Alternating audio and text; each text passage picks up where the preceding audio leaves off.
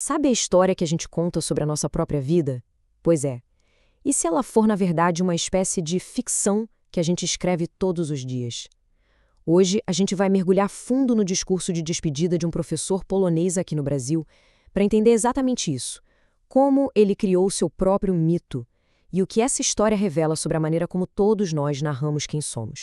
Olha só essa frase. Para o professor Czesław Biazanko, isso aqui não era só um lema, não. Era literalmente a base de tudo, o pilar que sustentava a identidade inteira dele.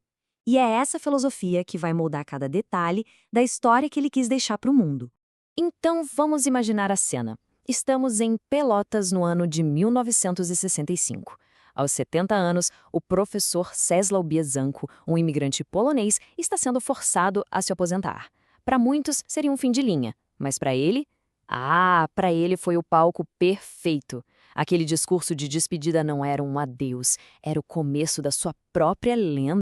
O que ele fez ali foi o que a gente pode chamar de escrita de si. Ele não estava só relembrando fatos, sabe? Ele estava esculpindo, ao vivo, a sua própria estátua. Cada palavra foi escolhida a dedo para construir a imagem exata que ele queria que ficasse para a história. E o roteiro dessa história que o Biazanko escreveu tinha um tema central, um protagonista absoluto, o cientista. Todo o resto, como a sua origem polonesa ou sua vida como imigrante no Brasil, virava só o cenário. O foco, o enredo principal era sempre o seu trabalho.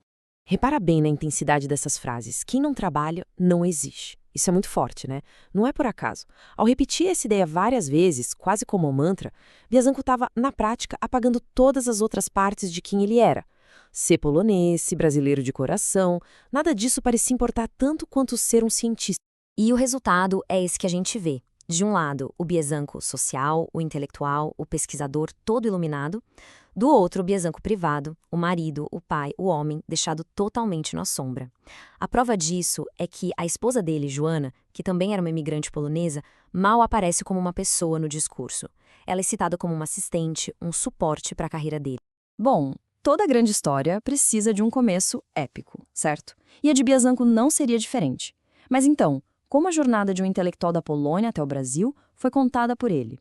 Bem, pode esquecer as dificuldades de um imigrante. Na versão dele, tudo fazia parte de um plano muito maior.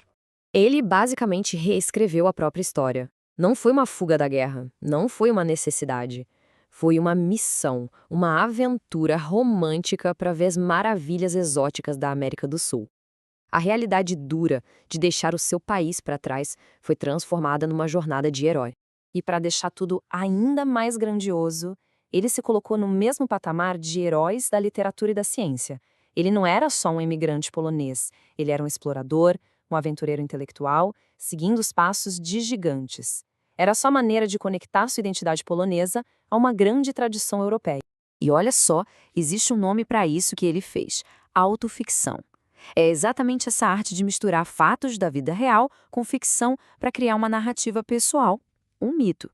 Para Biazanko, foi a ferramenta perfeita para transformar a bagunça da vida real numa busca nobre por conhecimento. Mas para construir um mito, não basta só contar uma boa história. É preciso ser um mestre em saber o que não contar. A memória do Biazanko virou tipo um museu particular. E ele era o curador, decidindo o que merecia um holofote e o que ia ficar trancado para sempre no porão. Olha só que seletivo. A educação rígida e disciplinada lá na Polônia, destaque total. As conquistas? Também. Agora, e as dificuldades financeiras? Os motivos reais para ter vindo para o Brasil? Tudo isso convenientemente esquecido. Qualquer coisa que mostrasse um homem de carne e osso com falhas e vulnerabilidades ficou de fora. Essa frase aqui diz tudo. Ele usava sua criação polonesa como um símbolo de rigor intelectual. Ele se colocava em contraste com o que ele via como uma certa leveza, uma certa frivolidade da cultura brasileira. Era uma forma de se posicionar como o intelectual europeu, o homem da razão, em meio aos trópicos. A história do professor Biazanko é fascinante por si só. Mas ela vai além. Ela funciona quase como um espelho. Porque, se a gente for honesto, todos nós fazemos um pouco disso que ele fez. O discurso dele é praticamente um manual de como criar seu mito pessoal.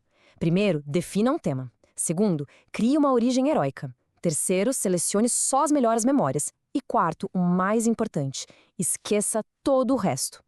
No fim das contas, a nossa identidade não é algo que a gente tem, e sim uma história que a gente conta.